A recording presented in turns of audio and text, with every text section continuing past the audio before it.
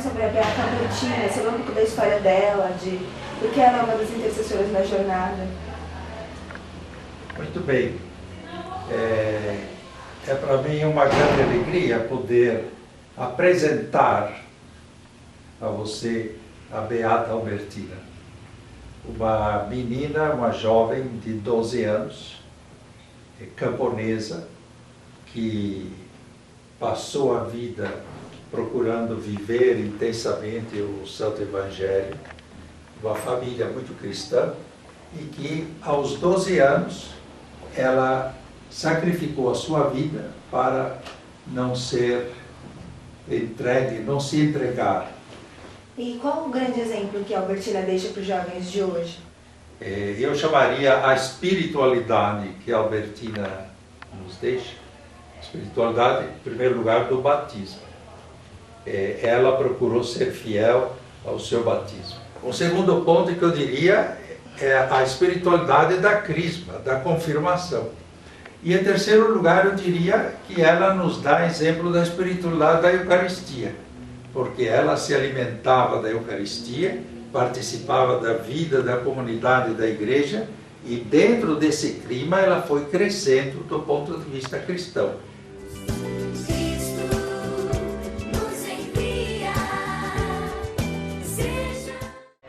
Eu queria perguntar sobre o Santo André Kim. Ele foi o primeiro padre da Coreia. A Coreia sofreu 4 perseguições desde o seu começo, que resultou martírio de primeiro estudioso que descobriram pelo livro sobre catolicismo. Dessa esperança que ele tinha em Deus, na religião, é que ele escolheu seguir a Deus. Sim, sim. Ser um discípulo de Deus. Sim, sim. Mesmo que eles aceitassem ele vivo, aproveitar o estudo dele, né? Ele teria negado, né? Seguir essa condição disso, negar Jesus, então ele não teria aceito. Então, em relação à jornada mundial, o que o Santo André ele passa a mensagem pra gente? Qual que é a mensagem que ele tem para nós? Ele poderia ver através da sua vida essa paixão à vida. Atendendo ao teu chamado. Ele viveu no comecinho do século passado, 1900. Morreu há 25 anos, então uma vida bem curta, bem essencial. Um jovem de família rica, muito rica, era da alta burguesia de Turim, na Itália. Turim é a cidade da Fiat, para você entender. O pai era dono do jornal mais importante da cidade, La Stampa. Uma família não muito católica. Uma vida espiritual muito intensa, mas na normalidade mais normal da vida de um jovem. Ele namorou, ele estudou, ele gostava, adorava festa com os amigos. O Beato Pier Giorgio, ele decidiu seguir a Jesus Cristo, mas o que significou isso para ele? Realmente a vida dele, desde quando bem jovem, adolescente, foi o desejo, a luta e o compromisso para imitar a Cristo, para seguir a Cristo, para fazer as coisas que Cristo ensinou a fazer.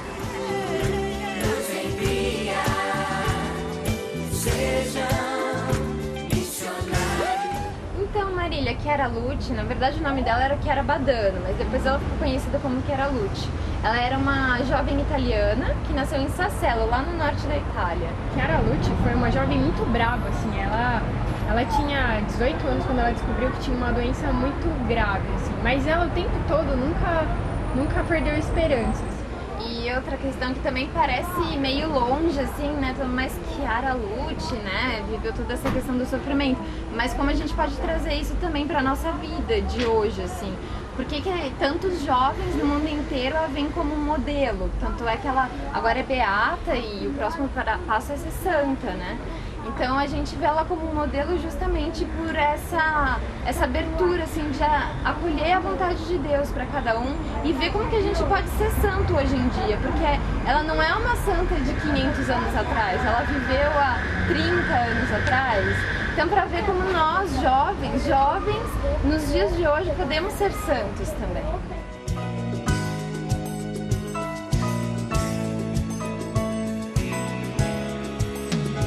Frederico Ozanam foi um jovem que, na sua época, vendo a situação do mundo e da igreja, talvez da França, que era a sua pátria, né, resolveu, inspirado por São Vicente Paulo, buscou nos ensinamentos de Cristo os argumentos para mudar, trazer para as pessoas carentes, que eram injustiçadas sobretudo, um novo alento, né?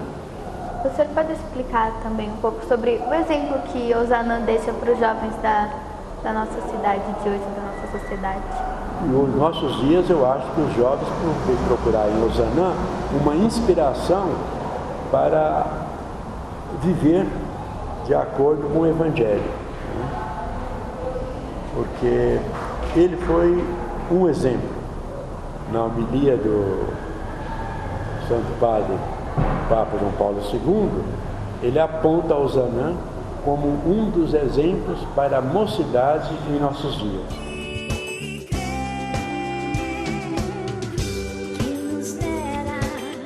Eu queria saber assim, um pouco mais sobre a história mesmo do Beato Adílio, quando que ele veio, onde ele nasceu.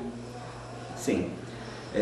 O Coroinha Adílio, ele nasceu em Dona Francisca, no Rio Grande do Sul, perto de Santa Maria. As pessoas conhecem um pouquinho mais Santa Maria. Foi esse o lugar que o Coroinha Adílio nasceu. E logo eles foram para Nonoai, foram morar em Nonoai, com 7 ou 8 anos. O Coroinha Adílio foi para lá. E depois ele acabou sendo morto aos 16 anos de idade. As irmãs um pouco mais novas contam que o Coroinha Adílio era simples, uma pessoa muito simples, mas já exercia certa liderança entre as outras crianças. Eu gostava de jogar futebol, o próprio Padre Manuel também gostava de jogar com as crianças, jogava futebol com as crianças, exercia certa liderança e se alegrava com essas coisas como qualquer outra criança. Normal. Para nós jovens que agora vamos para a jornada, o que poderíamos tirar do Beato Adílio, do Coroinha Adílio e do Padre Manuel como virtude, como força? O que a gente pode retirar deles para nós jovens hoje? Saber onde se quer chegar. No caso, os objetivos, né? Eu penso que para a juventude atualmente, o que nós precisamos reforçar é este fim. Onde que eu quero chegar? E Coroinha Adílio, Padre Manuel e qualquer mártir, eles têm muito presente isso. O fim nosso é a comunhão com Deus, e que é já vivida agora, perseguida, buscada agora. E que tenha reflexo no nosso modo de viver, você jovem, no modo de você trabalhar, estudar. Ali é que aparece que você está buscando algo. Isso que nós precisamos. O Evangelho a toda a gente transformar. Eu queria saber um pouquinho mais sobre a história de Santa Teresa de Los Andes. Santa Teresa de Los Andes, antes de tudo, ela foi proposta pelo Papa João Paulo II como símbolo de um amor incondicional a Cristo e modelo para a juventude. Eu penso que esse ponto é muito importante enfatizar pelo fato de hoje a nossa juventude, por vezes, está assim à busca verdadeira de modelos, né, para seguir um caminho com Deus. Então, era uma pessoa também que ela inspirava grande respeito, porque ela tinha algo muito sobrenatural no modo dela de ser. Isso via justamente da questão dela, assim, desse relacionamento com Deus na oração, da fidelidade, na meditação, na prática da virtude que ela sempre buscava. Nossos santos jovens vêm nos mostrar hoje que a santidade não se mede pelos anos, né, mas é pela intensidade de amor e de entrega, como a nossa Santa Teresa dos Anjos anos, uma vida tão curta, 19 anos, e ela fez da vida dela uma missão. Ela foi discípula missionária dentro do Carmelo, inclusive, porque a missão começa no coração. Ela foi uma jovem apaixonada pela pessoa de Jesus. Ela via Jesus como aquela pessoa porque ela se namorou, não um ideal somente. Então, mesmo dentro de uma clausura do Carmelo em 4 cantos do mundo, a gente pode ser discípulo missionário sem fazer nada de extraordinário, mas tudo fazendo, deixando essa marca da alegria.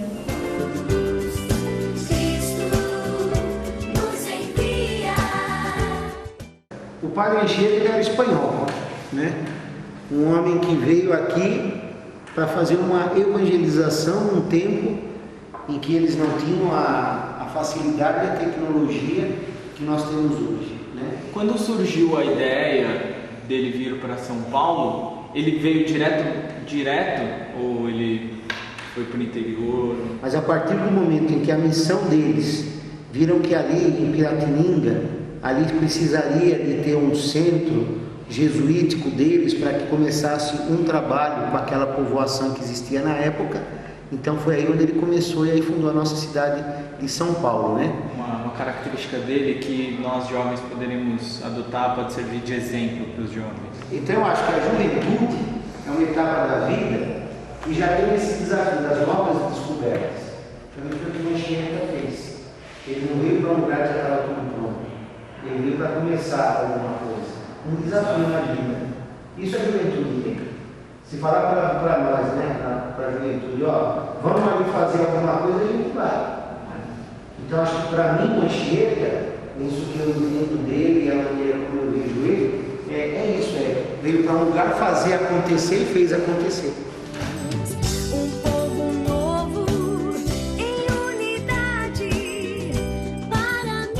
Eu queria saber um pouquinho mais sobre a vida do Beato Isidoro.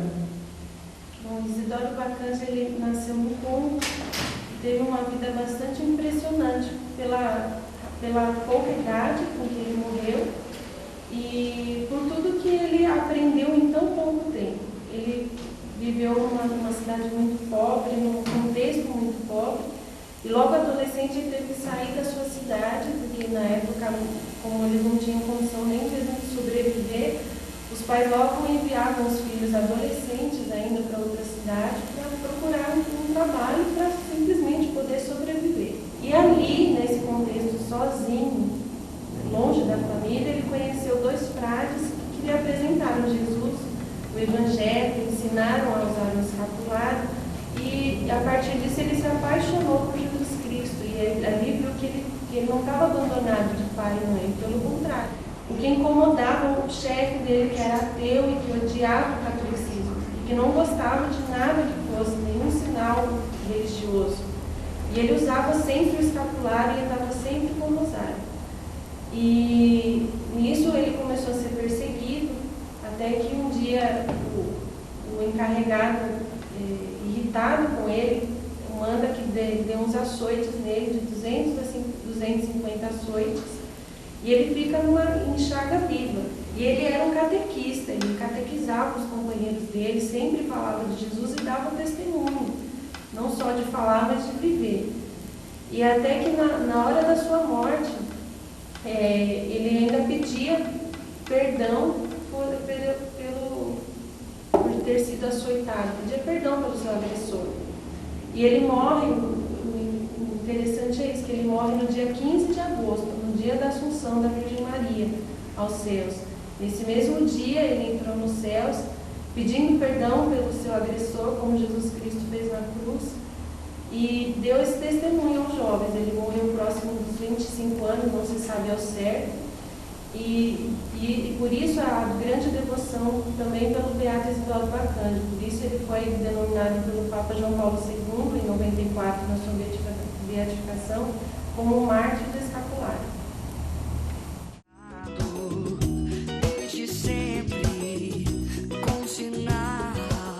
Então, Padre Gutenberg, como é que o senhor vê a Irmã Dulce? Para o senhor que é baiano, como é?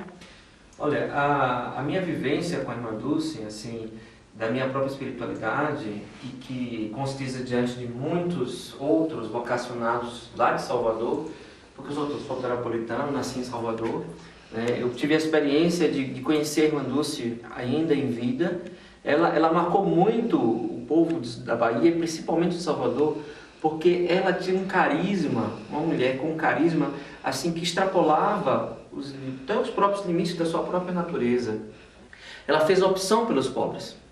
Ela realmente encarnou a própria necessidade da dignidade de fazer com que os pobres realmente sentissem a vivência dos filhos amados de Deus. Ela levou os pobres, assim, pobres mesmo, pessoas da rua, para morar com ela embaixo dos arcos da colina sagrada.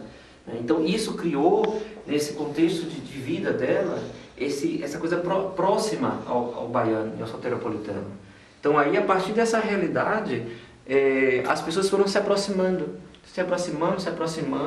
e a irmã Dulce influenciou muito a espiritualidade de muitos padres jovens. E o que a senhora acha que os jovens de hoje em dia podem levar consigo dessa experiência de vida da irmã Dulce? Olha, a experiência de vida da irmã Dulce é intimamente enraizada em uma única pessoa. A gente pode até pensar que é o pobre, a gente pode pensar que é alguma situação, um movimento, como às vezes os jovens hoje pensam. Não. A única coisa que dá alicerce da experiência de irmã Dulce, que para nós hoje, jovens, né, do século XXI, é a pessoa de Jesus. É o seguimento. Tudo que ela fazia, ela não fazia porque ela era caridosa. Ela fazia porque ela seguia o exemplo de Jesus. Então, essa experiência é que o jovem hoje deveria fazer e ter muito próximo. Porque ser jovem é um desafio hoje. E ser um jovem de igreja, um jovem cristão, católico, o desafio é maior ainda.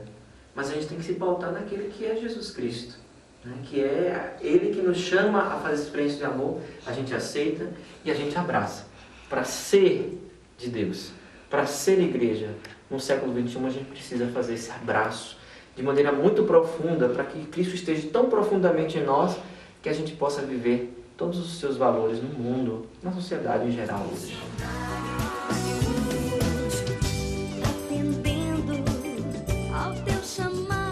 A Laura Vicunha, ela nasceu no Chile e filha de um pai assim que tinha uma influência também na política muito grande, muito forte.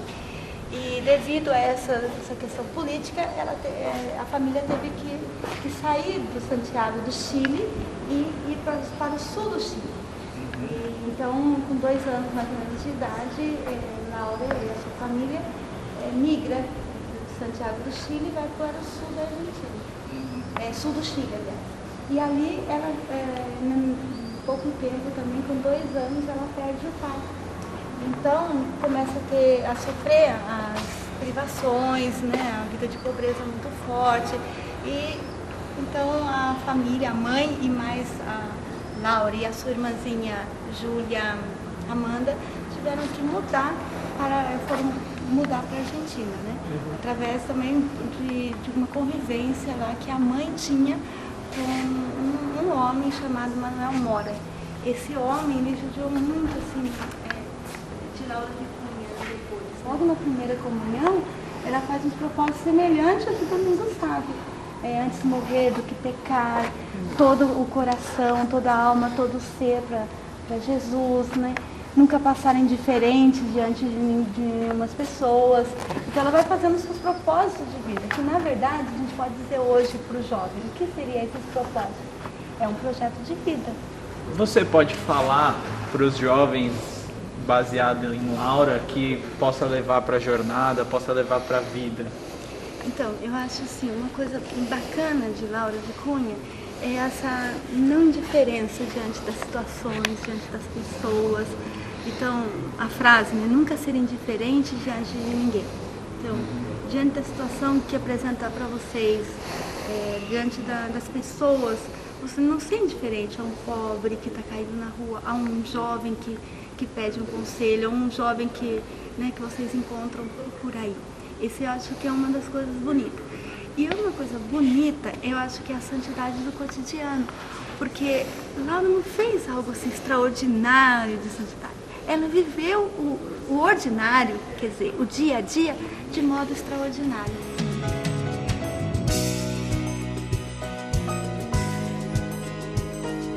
Quem foi Frei Galvão? Sabe, Rodolfo, né, senhor?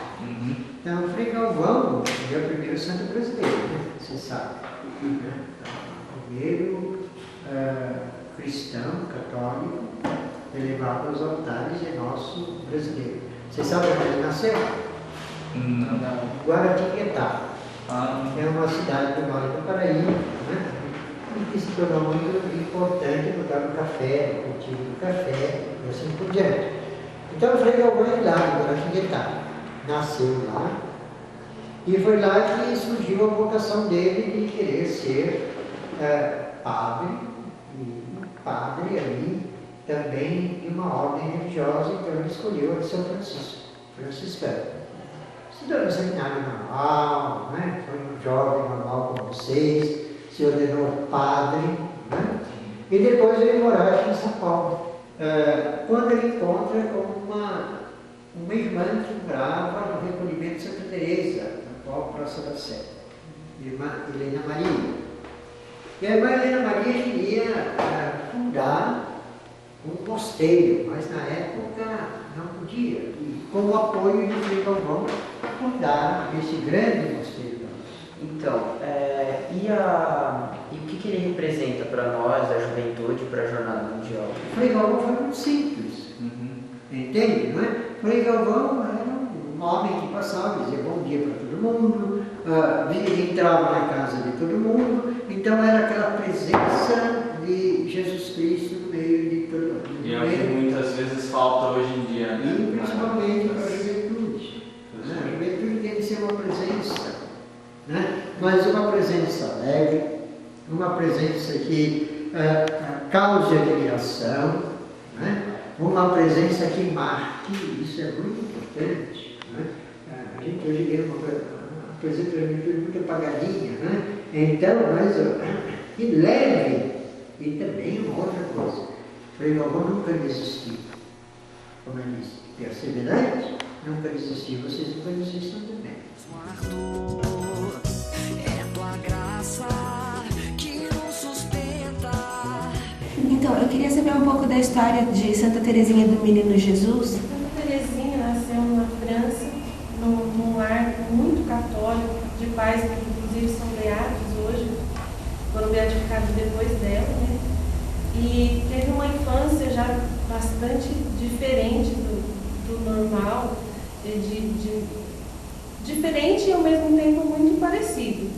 De tudo, das coisas pequenas, ela já conseguia ver coisas diferentes, ela tinha uma capacidade muito grande de observação e a partir disso ela já pensava muito em Deus.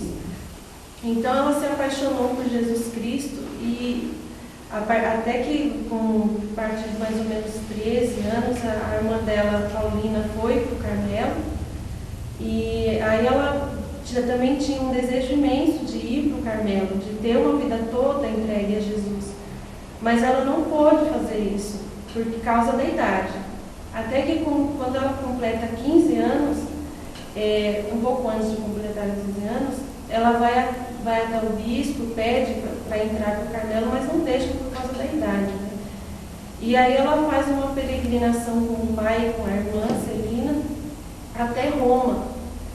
E depois de tantas dificuldades, ela falou, eu vou até o Papa pedir para entrar para o Carmelo. Isso que é impressionante, numa menina de 15 anos. O bispo da cidade dela estava junto, acabou vendo que ela tinha um desejo muito grande. E apesar de todas as contrariedades, apesar do padre, do capelão do Carmelo, não querer, e no dia da entrada dela dizer que as irmãs estavam fazendo uma coisa errada ao deixar entrar uma criança para o Carmelo, mesmo assim ela foi, entrou e ali se santificou. Santa Teresa escreveu uma carta para um padre missionário, que era o espiritual dela, Maurício Benier, onde ela fala que uma carmelita que não fosse apóstola, ela se afastaria da finalidade da vocação dela e deixaria de ser filha da Santa Maria Teresa, que desejava dar 1000 vidas para salvar nossa alma, né? Aí com isso a gente compreende a fecundidade, o valor da oração, né? Da imolação, do dom de si, da oferta de si para o outro, né? Para que o outro conheça a Deus, ame a Deus, experimente a Deus também, né? Assim é que a gente também é assim missionária, né? Nesse sentido de ajudar as missões através da oração, do sacrifício, da entrega a Deus. O Evangelho a toda a gente transformar. O senhor pode nos contar um pouco sobre a estada do Papa João Paulo II aqui na Abadia de São Geraldo? Bom, e quando veio para cá, porque o bispo, o nosso bispado, não teve nem, não é que palácio, nem casa. E foi aí um dia, quer dizer, almoçou aí, jantou e dormiu. E realmente a gente viu a simplicidade aí na prefeitura em frente dos hóspedes. Almoçou, jantou e dia seguinte tomou café e também recebia nessa casa os religiosos de São Paulo. Na época eu fui bem mais jovem, né? E assim a gente sempre ficou uma pequena distância, apesar que sempre teve essa coragem. Bom, Papa como nós, realmente ele também quebrou o protocolo. Esse Papa, quase a minha idade, um pouquinho mais velho e já morreu, né? Hoje a gente acha que natural que não tem mais essas grandezas assim, e assim como antigamente, que hoje a Papa também, mesmo Roma, que a gente vê quando lê o noticiário do jornal, não tem mais aquele Papa. É como nós. Então, Ernesto, o senhor pode nos dizer qual seria o exemplo do Papa João Paulo para a juventude de hoje? Um homem famoso na época, já com 40 anos, se não me engano, foi bispo em Krakow, acho que Cracóvia, em Polônia, e aí já teve fama. Porque ele foi muito simples e quase assim conversava as pessoas, porque antes devia, sei lá, de joelhos, beijar a mão, essa coisa, né? Esse já acabou. Você não tem imaginação, e hoje falamos tanto da democracia, a democracia para nós é comum, mas na época não foi fácil. Que, por um lado, o Papa é tal pessoa como nós, por outro lado, a gente tem que respeitar também.